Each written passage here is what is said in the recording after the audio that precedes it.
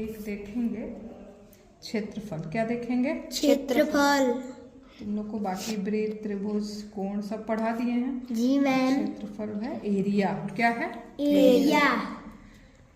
मान लो यह एक आकृति है। कैसी आकृति बन रही है? आयत। आयत है। तो ये एक आयताकार आकृति है। आयताकार आकृति है। ठीक है। अब हमको इसका परिमाप मतलब माप चाहिए। क्या चाहिए? परिमाप। ठीक है। परिमाप क्या होगा? ठीक। तो हमको ये पता है कि इसकी लंबाई और चौड़ाई क्या है। ठीक है। नहीं, बराबर तो आयत में होगी नहीं। मान लो ये 40 सेंटीमीटर है और ये हमारा 30 सेंटीमीटर है। ठीक है।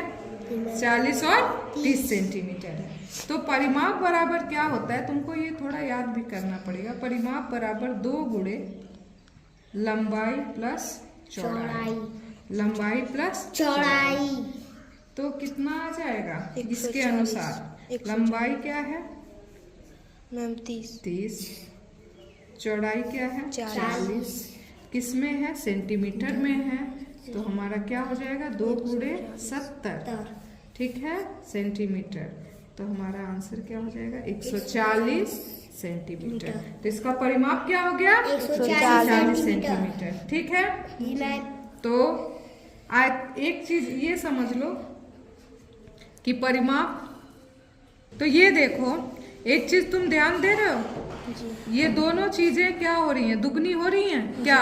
लंबाई और चौड़ाई 2 से गुणा कर रहे हैं, दुगनी हो रही है। तो इसको हम ऐसे भी लिख सकते हैं ना, आयताकार आकृति का क्षेत्रफल। आयताकार आकृति का क्षेत्रफल बराबर लंबाई गुणे चौड़ाई। देखो लंबाई गुणे चौड़ाई भी करेंगे तो चीज वही आना है, आ जाएगा। जी मैम। ठीक है। जी मैम। देखो इसकी लंबाई यहाँ कितनी है? लंबाई कितनी है? मैम 30। ठीक है। और चौड़ाई कितनी है उसकी? 40। तो इसका मतलब क्या है कि आयताकार आकृति का क्षेत्रफल उसकी लंबाई और चौड़ाई का गुणनफल होता है। लंबाई और चौड़ाई का क्या होता है? गुणनफल होता है। एक आकृति और लो। ठीक है। अब इसको हम एक चीज से देखेंगे कि ये मान लो तुम्हारा 8 सेंटीमीटर। कितना है? 8 सेंटीमीटर। ये तुम्हारे बुक का ही क्वेश्चन है। ये है 5 सेंटीमीटर। तो हम इसका परिमाप निकालेंगे तो क्या होगा? 2 गुणे लंबाई धन चौड़ाई।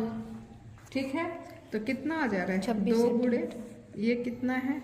8 और प्लस 5। तो हमारा क्या आ गया? 26। 8 5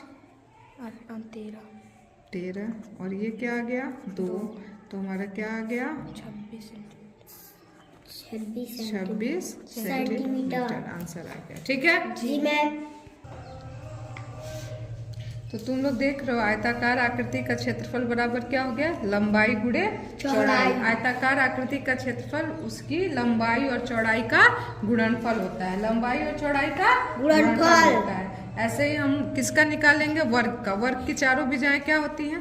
बराबर होती हैं। चारों भुजाएं क्या होती हैं? बराबर। अगर चित्र में बराबर न बने तो भी तुम ध्यान दो, ये क्या है? वर्ग है। और वर्ग की चारों भुजाएं क्या है? बराबर। तो वर्गाकार इसका क्षेत्रफल जो होगा वर्ग का, किसका? वर्ग का। वर्ग का क्षेत्रफल क्या हो जाएगा? भुजा गुणे भुजा। क्या हो जाता है? भुजा गुणे भुजा। भुजा गुणे भुजा। अगर मान लो ये 5 सेंटीमीटर है और ये भी कितना है? 5 सेंटीमीटर। तो 5 गुणे 5 बराबर कितना हो जाएगा? 25 सेंटीमीटर। ठीक है। जी मैम। और इसको हम किस में लिखते हैं? वर्ग सेंटीमीटर। इसको किस में लिखते हैं? वर्ग सेंटीमीटर। स्क्वायर सेंटीमीटर या वर्ग सेंटीमीटर। ठीक है। जी मैम। ठीक। तो इसको देख लो और समझ जाओ।